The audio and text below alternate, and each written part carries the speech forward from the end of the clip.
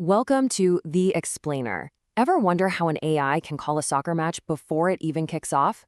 Well, today we're pulling back the curtain. This isn't about guesswork or gut feelings. It's about pure data, and we're going to see exactly how the machine thinks. All right, so for our real-world example, we're looking at an upcoming Premier League clash, Crystal Palace versus AFC Bournemouth.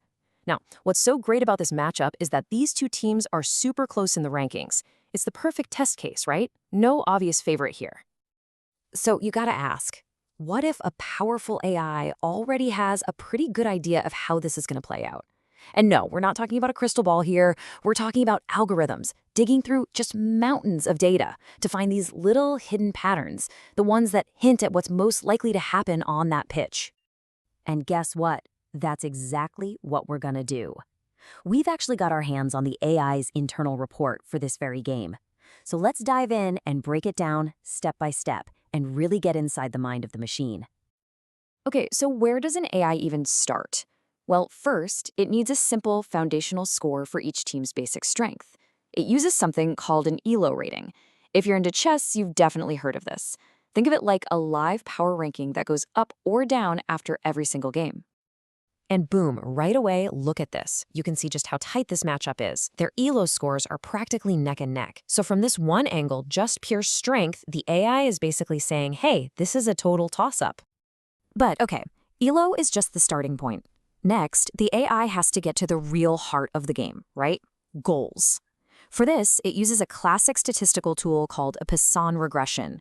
It's a fancy way of predicting how many goals each team is likely to score, and it's looking at stuff like their recent form, home field advantage, all that good stuff. And check this out. This is where a favorite starts to emerge. The model thinks Crystal Palace is going to score more than 2 goals, while Bournemouth is only looking at just over 1. Suddenly, the home team has a pretty clear advantage. But hold on. The AI is nowhere near done. This is where it gets really fascinating. The system doesn't rely on just one model. Instead, it unleashes a whole team of specialist AIs. It's like having a committee of experts.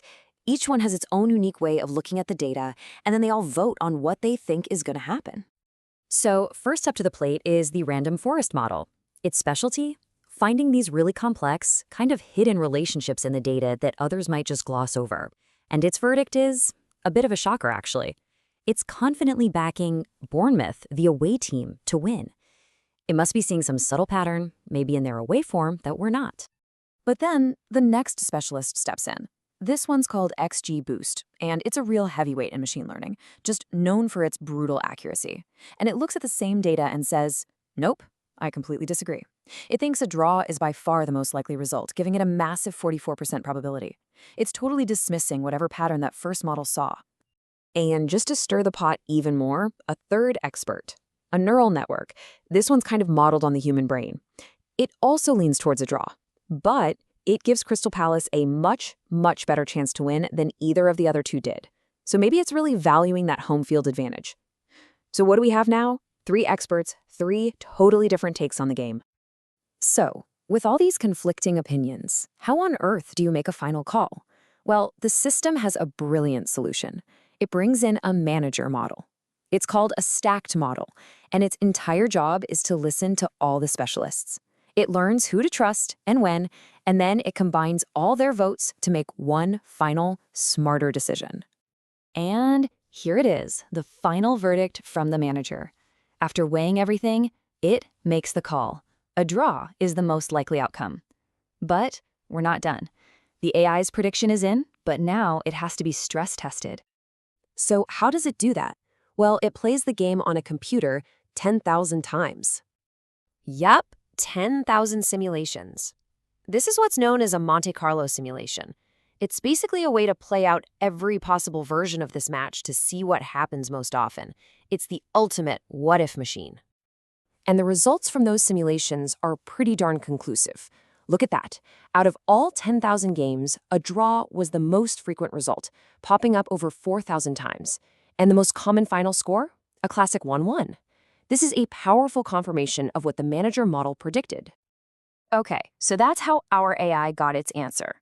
But how does it stack up against what everyone else is saying? Let's move to the final scorecard. Well, it looks like our AI is in pretty good company. The consensus seems to be a draw.